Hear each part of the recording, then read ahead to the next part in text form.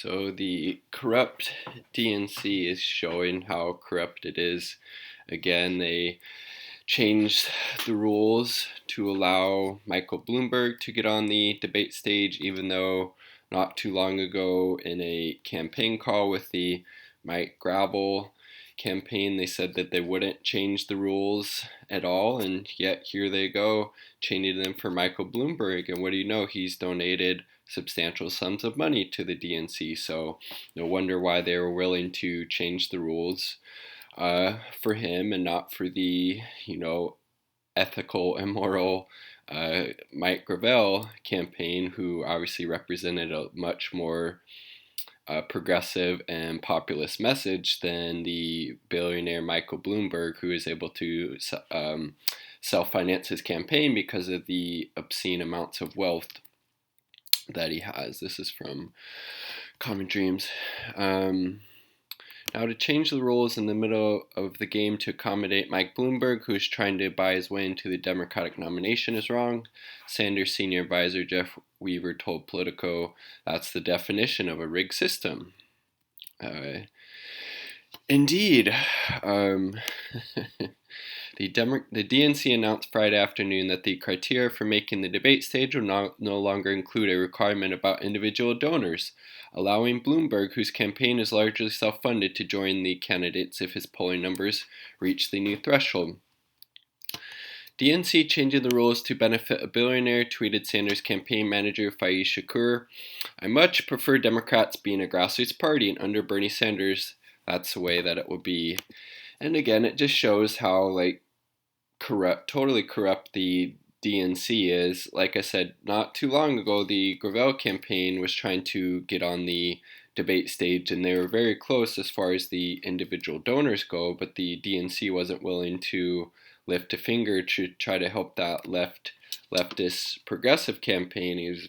And the Gravel campaign had a very anti-imperialist message, basically wanting to rip up the whole military industrial complex, I think close all overseas bases, and of course the DNC didn't want that message getting on the debate stage. They'd obviously rather have a corporate neoliberal centrist or even kind of right-leaning Michael Bloomberg. He has funded Republican senators' campaigns before and is no friend of the progressive or the working person in the United States. According to Politico, candidates will need to earn at least 10% in 4 polls released from January 15th to February 18th, or 12% in 2 polls conducted in Nevada or South Carolina, in order to participate in the February 19th debate in Las Vegas. Any candidate who earns at least 1 delegate to the National Convention in either the Iowa caucus or the New Hampshire primary also qualify for the Nevada debate.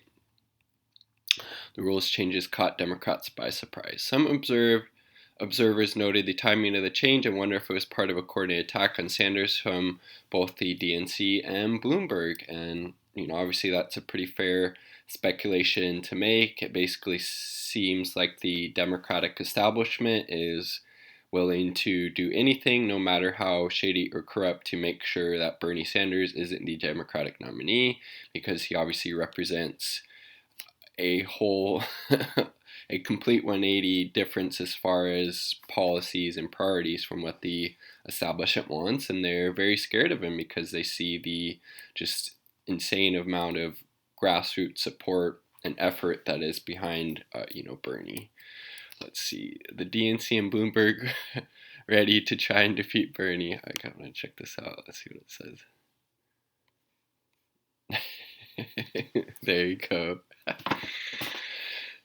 The Intercept's Ryan Grimm, citing Federal Elections Commission's data, noted Bloomberg, as I mentioned before, donated $325,000 to the DNC in November. Looks like that payoff is working out pretty well, because there's no way that he would be able to make the individual donor levels before this debate, so the DNC obviously had to change these rules to rig it in his favor. And Bloomberg's strategy has been all along to focus on these Super Tuesday states. I don't think he's been campaigning at all in Iowa or New Hampshire.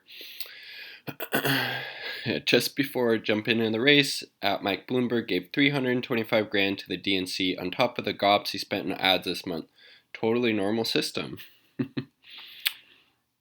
The debate rules have been a source of contention throughout the primary process, with some former hopefuls like Senator Cory Booker and former Housing and Urban Development Secretary Julian Castro questioning the restrictions on polling and donors as prohibitive to their campaigns. How much money did candidates like Julian Castro and Cory Booker have to spend chasing donor thresholds that could have been spent building organizations in early states? Yeah, they wouldn't change the rules for Cory Booker. They wouldn't change them for Mike Gravel. They wouldn't change them for Yang. They wouldn't change them for Gabbard. But, Bloomberg has the power and influence, given that he's a billionaire and, again, bought his way into the election, and looks like he bought his way